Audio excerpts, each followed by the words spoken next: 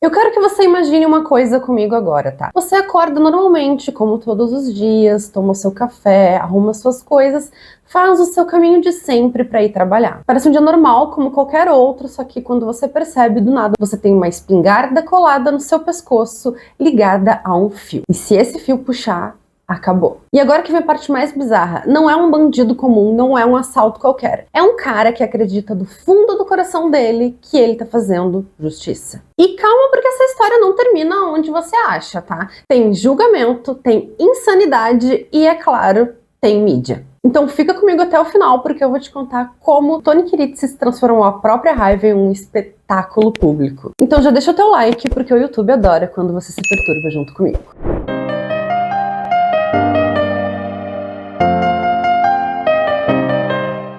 Antes de tudo, vamos deixar bem claro aqui que isso não é só uma história sobre um crime, mas assim sobre uma história de ego, de orgulho ferido e de como uma pessoa acha que o mundo inteiro é obrigado e precisa saber e ouvir a sua dor. Tony Kiritsis nasceu em 1932 em Indianápolis, uma família simples de classe trabalhadora, nada de muito luxo. E desde cedo ele já tinha algo muito forte dentro dele, a raiva. Além de também uma necessidade absurda de respeito. Sabe aquele típico personagem de filme que não aceita perder muito? Aquilo que a gente chama meio que de guri de apartamento, sabe? Que quando as coisas não são do jeito que ele quer, ele simplesmente pega a bola e vai pra casa e acaba com o jogo de todo mundo. O Tony era mais ou menos assim. O Tony trabalhava com imóveis, então eram compras de terrenos, financiamentos e vários negócios. Mas pra ele o trabalho nunca foi só dinheiro, era uma coisa mais pessoal. Se alguém discordava dele em algum ponto, ele levava pro lado emocional. Ele se sentia humilhado, rejeitado, sentia como se estivessem atacando ele. E aí então entra o banco Meridian Mortgage e o executivo Richard Hall. Tony acreditava que tinha sido enganado em um acordo de terras. Na cabeça dele, o banco roubou não só dinheiro, mas a dignidade dele. E quando Tony sentia que alguém tirava a sua dignidade, ele não deixava passar. O que vem a seguir não foi só um surto rápido, foi pensado, foi planejado. E é aí que tudo começa a sair do controle. No dia 8 de fevereiro de 1977, Tony entrou no escritório de Richard Hall.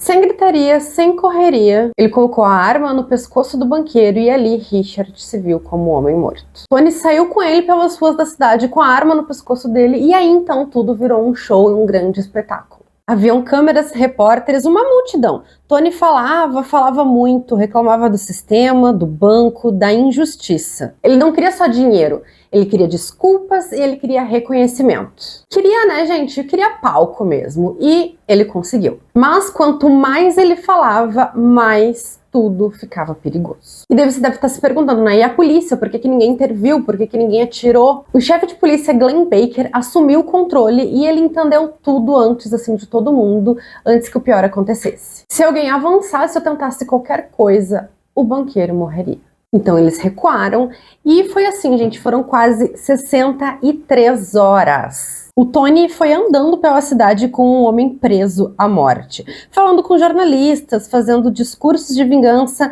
Parecia realmente um filme, mas era tudo real. Algumas pessoas diziam que o Tony era um louco e outras pessoas só diziam que era uma pessoa que foi além do seu limite. E isso é o mais assustador, porque quando a sociedade começa a discutir se um sequestrador está certo ou errado, quer dizer que alguma coisa deu muito errada, gente. Até que então, do mais absoluto nada, o Tony fez o que ninguém realmente achava possível. Ele soltou Richard Hall, vivo, sem um único tiro disparado. E aí, beleza, gente, o mundo inteiro pegou e pôde respirar aliviado, que tava tudo certo, tinha acabado aquilo, mas não. Tava bem longe de terminar. O que aconteceu depois chocou muito mais do que o próprio sequestro em si. Obviamente, o Tony foi a julgamento e tudo virou um grande espetáculo de novo. No tribunal, ele gritava, gesticulava, repetia tudo o que tinha feito nas ruas.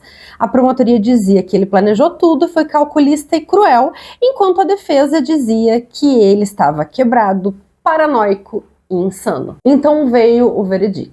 Não culpado por insanidade. O país inteiro ficou em choque. O Tony, ele não foi para a prisão, ele foi para um hospital psiquiátrico. Enquanto o Richard Hall, ele saiu vivo, mas ele nunca mais foi o mesmo. Porque, né, sobreviver não significa sair ileso desse tipo de trauma. E esse caso nos força a encarar várias coisas desconfortáveis. Quando alguém grita alto o suficiente, será que o sistema escuta? Quando a dor vira um espetáculo, quem que realmente vence? O Tony nunca se arrependeu. Para ele, tudo aquilo foi um recado para o mundo. E isso é muito assustador porque mostra que os monstros nem sempre eles se escondem. Às vezes, eles exigem a nossa atenção. Lá no começo eu te disse que essa história parecia um filme. E não é que ela virou mesmo? Dead Man's Wire vai contar essa história nos cinemas. Mas a versão real é essa que eu contei pra vocês e óbvio que é muito mais assustadora. Se essa história te prendeu até aqui, então deixa o teu like. E se quiser continuar nesse clima de histórias reais que parecem ficção,